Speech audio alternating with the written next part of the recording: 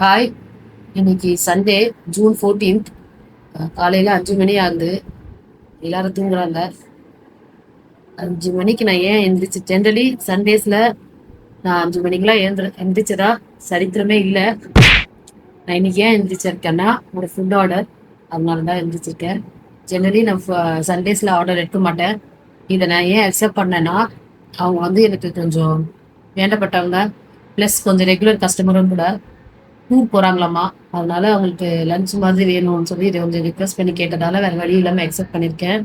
10 days முன்னாடியே இந்த order நான் கன்ஃபார்ம் பண்ணிட்டேன். ஆனால் சடனாக பார்த்தா எனக்கு ஒரு 4-5 டேஸாக ரொம்ப உடம்பு முடியாமல் போயிடுச்சு. Fever, cold, as usual viral fever, wheezing எல்லாம் சேர்ந்து வந்துடுச்சு. நான் மட்டும்தான் இப்படின்னு பார்த்தா, லாஸ்ட் வீக் என் ஸ்டாஃப் அவங்க டாக்டருக்கு ஃபங்க்ஷன் பண்ணாங்க. அவங்களும் 1 வீக்காக சிக் லீவில் தான் இருக்காங்க. அவங்களுக்கும் இதே ப்ராப்ளம். 1 வீக்காக அவங்க ஒர்க்குக்கே வரல, உடம்பு முடியாமல் படுத்துருக்காங்க. நாங்கள் 2 பேரும் அட் அ டைமில் சேம் ப்ராப்ளமில் ஒரு வாரமாக சஃபர் ஆகிட்டு இருக்கோம். நான் இப்போ டேப்லெட் போட்டு வந்திருக்கேன், இல்லைன்னா என்னால் ஒர்க் பண்ண முடியாதுன்னு. அதனால கொஞ்சம் ஸ்வெட் ஆகுது. ஒன்றும் பெரிய டிஷ் இல்லை, சிம்பிளாக தான் சொன்னதால தான் நான் அக்செப்ட் பண்ணேன். இப்படின்னா சப்பாத்தி தக்காளி தொக்கு 10 பாக்ஸ் கேட்டாங்க, lemon rice and potato fry ஒரு 10 பாக்ஸ் கேட்டாங்க, அவ்வளோதான். அது ஒரு இன்னும் ஹார்ட்லி ஒரு 1.5 to 2 hours முடிச்சிடலான்னு ஆல்ரெடி கட் பண்ணி வச்சுட்டேன். ஸோ குக் பண்ண வேண்டியது மட்டும்தான் பாக்கி. இதுதான். ஸோ 10 days முன்னாடியே நான் எடுத்துட்டதால இந்த 4 days நான் முடியாமல் படுத்துட்டேன். அது எனக்கு தெரியாமல் போயிடுச்சு. ஆனால் லாஸ்ட் மினிட்ல நான் இதை கேன்சல் பண்ண முடியாது. அவங்க ஹோப்போட இருக்காங்க. கமிட் பண்ணியாச்சு இல்லையா சார், அதனால டேப்லெட் போட்டு முடிஞ்ச அளவுக்கு செய்யலான்னு வந்திருக்கேன். போய் என்ன பண்ண போகிறேன்னு பார்க்கலாம். அதனால கொஞ்சம் டல்லாக தான் இருக்கும் ஸ்பீச் எல்லாம். ஓகே, பார்க்கலாம். ஹெல்பர்ஸ் எல்லாம் பார்த்தீங்கன்னா, என் ஸ்டாஃப் எல்லாம் வீட்டுக்கு வரவங்கலாம் 11 o'clock மேலே தான் வருவாங்க சண்டேன்றதால. இவ்வளோ காலையில் யாரும் வரமாட்டாங்க. ஸோ நான் ஒரு ஆள் தான் எல்லாமே பண்ணணும். எப்படியுமே 8 o'clock அவங்க பேக்கிங்கோட 8 o'clock பேக் பண்ணி ரெடியாக வைங்க, நாங்கள் ஆள் வச்சு பிக் பண்ணிக்கிறோம்னு சொன்னாங்க. என்ன இன்னைக்கு ரொம்ப ஜாம் ஆகுது, இந்த டூர் போகிறாங்க அப்படிங்கிறதால.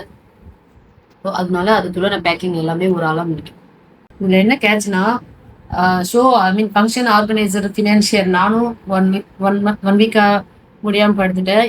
அவங்களும் ஃபங்க்ஷன் முடிச்சுட்டு அதுக்கு மறுநாள்லேருந்தே அவங்களும் முடியாமல் படுத்துட்டாங்க. 2 பேரும் என்ன கோயின்சிடன்ஸ்னே தெரியல. அவ்வளோதான், என்ன சொல்கிறதுனே தெரியல. எங்களுக்கே கொஞ்சம் ஷாக்கிங்காக தான் இருக்குது, 2 பேரும் அட் அ டைமில் முடியாமல் இருக்குது.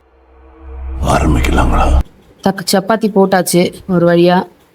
இப்போ இதுக்கு சைடிஷ் தக்காளி தொக்கு பேக் பண்ணால் சப்பாத்தி வேலை முடிஞ்சிடும். ஒன்றும் பண்ண உப்பு காரம் எல்லாம் போட்டு இங்கே தக்காளி தொக்கு சூப்பர் ஸ்பைசியாக ரெடி ஆயிடுச்சு. தக்காளி தொக்கு ரெடி ஆயிடுச்சு. நான் இது வீடியோலாம் பேக்கிங் வீடியோலாம் காட்டல, ஏன்னா இது ஜென்ரலாக நம்ம வீட்டில் பண்ணுறது தான். இது என்ன பெரிய ஸ்பெஷல்னு இதை காமிக்கணும் டீட்டெயிலான்னு சொல்லி நான் காட்டல. ஓகே, இங்கே ஒரு பக்கம் உருளைக்கிழங்கு வெந்துக்கிட்டு இருக்கு. இது கொஞ்சம் பாயில் ஆகி நல்லா ரோஸ்ட் ஆகணும். அதுக்கு எப்படியும் 1 hourக்கு மேலே ஆகும். சிம்பிளையே இதாகணும். டைம் இப்போவே 7 o'clock ஆயிடுச்சு. ஒரு வழியாக லெமன் ரைஸும் பேக் பண்ணியாச்சு. 12 லெமன் ரைஸ். பொட்டேட்டோ மட்டும்தான் பேக் பண்ணணும். நல்லா தந்துங்க அப்போ கொடுத்தாடு.